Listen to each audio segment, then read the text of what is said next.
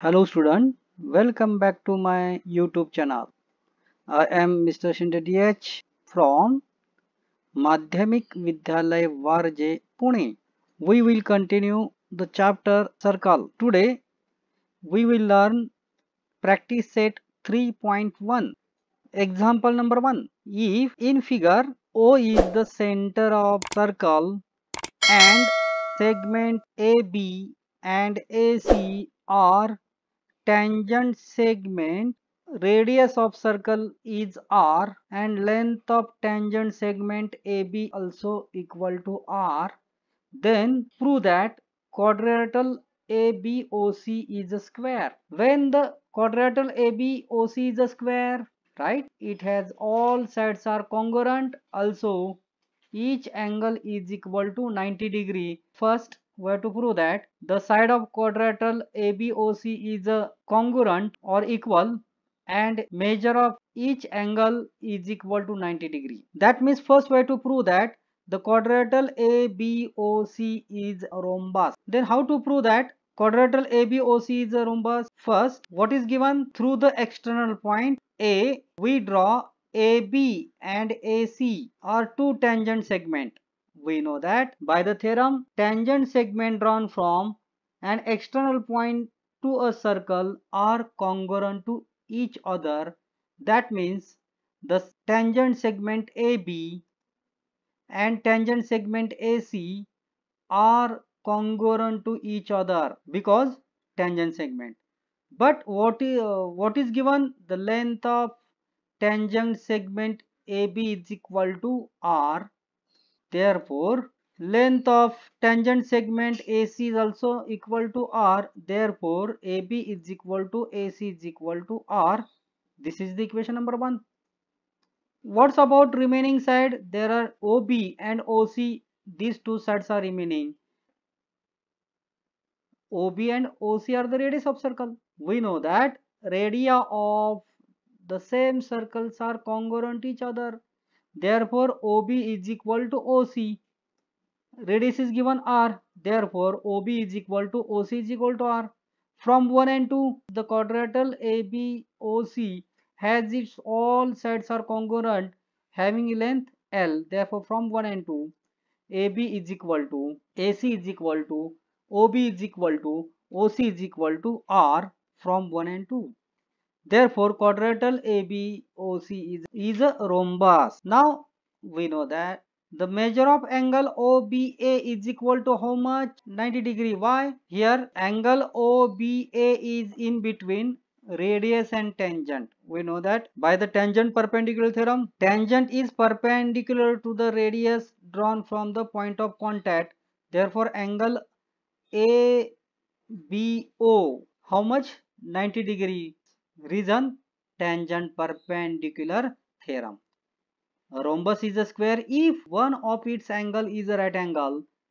Here quadrilateral ABOC is a rhombus and its one angle is a right angle. Therefore, we say that by this statement, quadrilateral ABOC is a square. Hence the proof. Next example. In the figure, quadrilateral ABCD is a parallelogram. That means the opposite sides of these quadrilaterals are parallel and congruent to each other. It circumscribes the circle with center T and the point E, F, G and H are touching points. If AE is equal to 4.5 and EB is equal to 5.5, then find the AD. We have to find out length of AD. That means here the side of parallelogram ABCD touches the circle at point EFGH. That is the from external point A we draw a two tangent segment AE and AH. Therefore, these two tangent segments are congruent to each other. Therefore, by the tangent segment theorem, AE is congruent to, बघा आता ए point मधून कोणता पहिला tangent segment काढला आहे AE, दूसरा tangent segment कोणता आहे AH. Therefore, these two tangent segments are congruent to each other. But length of AE is given how much? Length of AE is 4.5. Therefore, AH is also 4.5. Through the point B, which two tangent segments are drawn? Right, segment BE and BF are drawn from the external point B. Therefore, these two tangent segments are congruent. Therefore, BE is congruent to BF. Very good. But what is the length of BE? 5.5. Therefore, BF is also 5.5. Through the point D, which two tangent segments are drawn? DH and DG. Therefore, DH is congruent to DG and the length of DH and DG is equal to X. Now, through the point C, which two tangent segments are drawn? GC and GF. Therefore, CG is congruent to CF and length of these two tangent segments is equal to Y. All this is the equation number 1. But the quadrilateral ABCD is a parallelogram. We know that the opposite sides of parallelograms are equal or congruent to each other. Therefore, AB is equal to CD because the opposite sides of parallelogram. But what is the length of AB?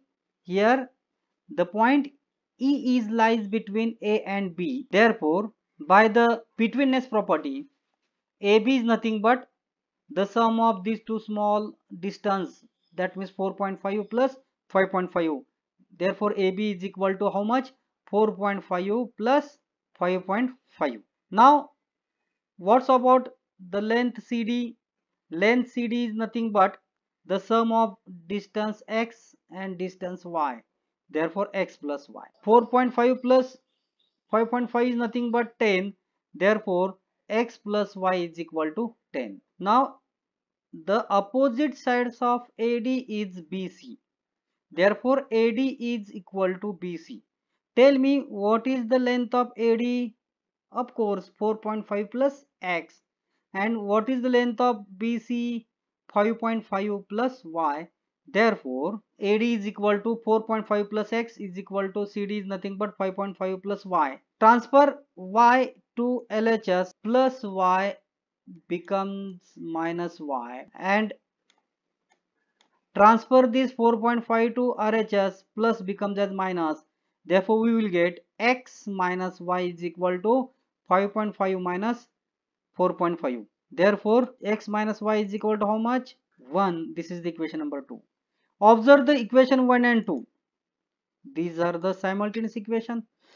Which variable is eliminate easily? Of course, the variable Y is eliminate easily. Therefore, adding equation 1 and 2. Equation 1 is X plus Y is equal to 10 and equation 2 is X minus Y is equal to 1. Here, if you take addition, plus Y and minus Y cancel out, we will get 2X is equal to 10 plus 1 is nothing but 11. Where to find out value of X? Transfer this 2 to other side, multiply becomes as divide. Therefore, X is equal to 11 upon 2, that means 5.5. The point H is in between A and D. Therefore, from this A dash H dash D, the longest distance AD is equal to AH plus DH. Substitute the value. AD is nothing but how much? 4.5 plus X and value of X is nothing but 5.5. Therefore, 4.5 plus 5.5 is nothing but 10. Therefore, AD is equal to how much? 10 units. Hence, we find out the length of AD. If you like this video, then subscribe my channel. Also, share this video. Thank you.